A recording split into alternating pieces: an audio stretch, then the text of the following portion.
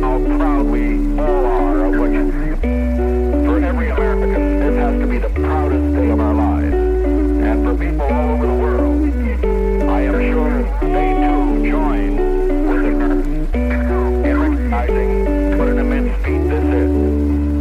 Because of what you have done, the heavens have become a part of man's world. And as you talk to us from the sea of tranquility, it inspires us to redouble our efforts to bring peace and tranquility to earth. For one priceless moment in the whole history of man, all the people on this earth are truly one. One in their pride in what you have done, and one in our prayers that you will return safely to earth.